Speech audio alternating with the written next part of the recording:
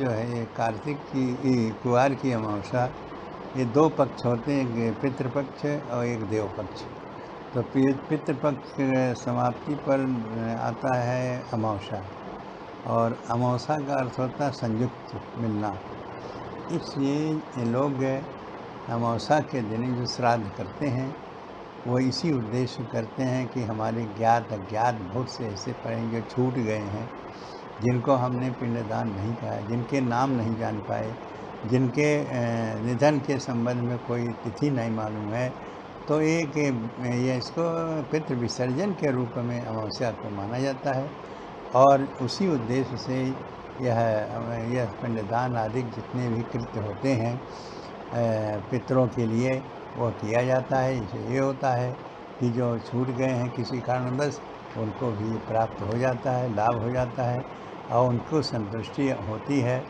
यहाँ ऐसे हैं कि जो जिनकी गति नहीं हुई, जो स्वर्ग नहीं हुए, जो आत्माएं भटकती रहती हैं, उन आत्माओं को उस दिन निश्चित है अपने परिवार में आती हैं, और उनको जो पिंडदान के रूप में दिया जाता है वह बहुत ही संतुष्ट हो जाते हैं वो, और संतुष्ट के साथ साल भर तक वह सारे चिंता से मुक्त रहते हैं।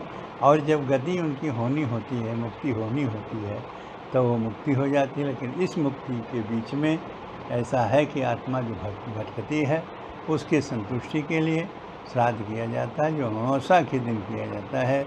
इसीलिए ये बड़ी महत्वपूर्ण की तिथि है, और इसे सभी परिवारों को उनको इस रूप से पिंडदान श्राद्ध करना चाहिए।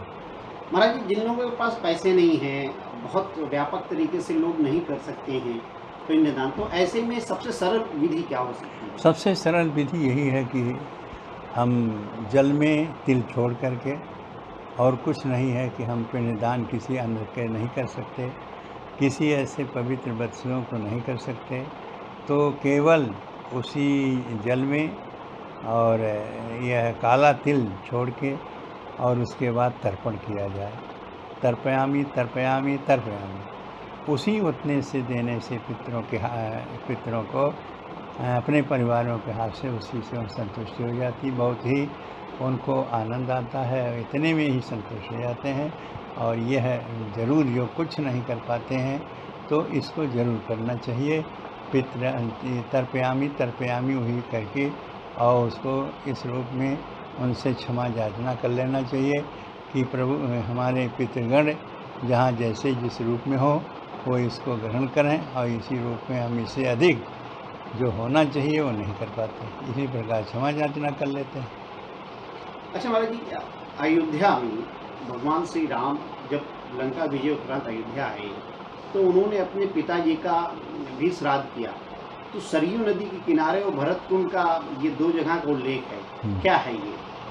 देखिए, भगवान राम का वनवास हुआ, और उसी बीच में रावण के वध के बीच में स्वयं दशरथ जो वहाँ प्रकट हुए, और प्रकट होने के बाद में वो उनको आशीर्वाद दिया, क्योंकि उनके हृदय में देवत्व राम में नहीं था, उनके पुत्रत्व था, हमारे पुत्र हैं। तो पुत्र भावना के कारण से उनकी मुक्ति ही नहीं हुई। मुक्ति नहीं हुई तब जब रावण की मृत्यु हो गई तब स्वयं प्रकट हुए आशीर्वाद देने के लिए। तब उसी लिए इनको